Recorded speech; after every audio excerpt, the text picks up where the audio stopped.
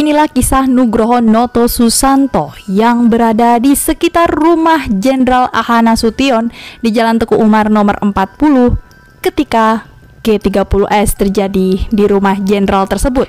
Pada jam 7:15, RRI menyiarkan pengumuman dari G30S yang kemudian disusul oleh Brigjen Sugandi yang kemudian oleh Brigjen Sugandi diberi julukan Gestapo.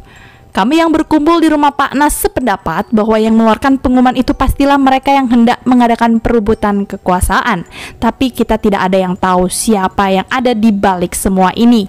Inspektur Hamdan mengatakan bahwa Pak Nas kemudian telah berada di tempat yang aman.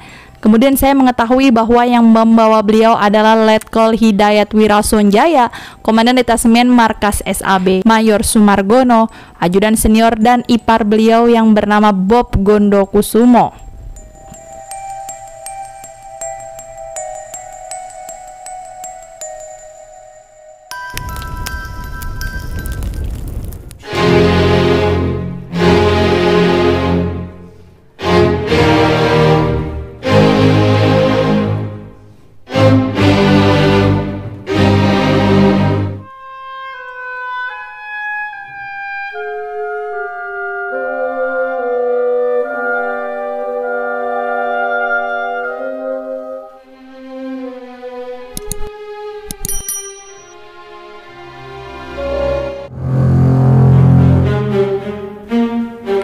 Baru kemudian perwira tinggi SAB datang seperti Brigjen Mariadi dan Brigjen Magenda. Dari mereka kami mendengar analisa bahwa menurut perkembangan situasi yang diketahui, kiranya yang mendalangi Gestapo adalah PKI.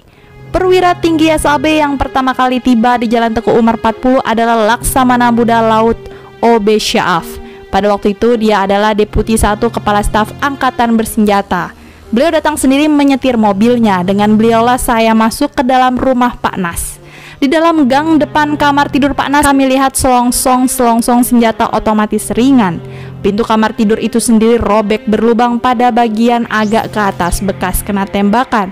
Kamar tidur Pak Nas masih dalam keadaan ketika ditinggalkan oleh Pak Nas dan Ibu Nas. Dan terlintas dalam pikiran saya bahwa reputasi Pak Nas sebagai perwira tinggi yang sederhana, cara hidupnya memang sesuai dengan kenyataan yang saya lihat dalam kamar tidur beliau. Dalam kamar tidur, di bagian belakang Pak Nas, kami lihat darah berceceran di lantai. Jejak-jejak darah itu menuju keluar ke serambi belakang dan menuju kamar mandi. Ya Allah, pikir saya pada waktu itu, betapa banyaknya si adik kecil itu kehilangan darah. Kini, sesudah peristiwa itu, masih segar tergambar dalam ingatan saya, darah yang masih merah berceceran di lantai.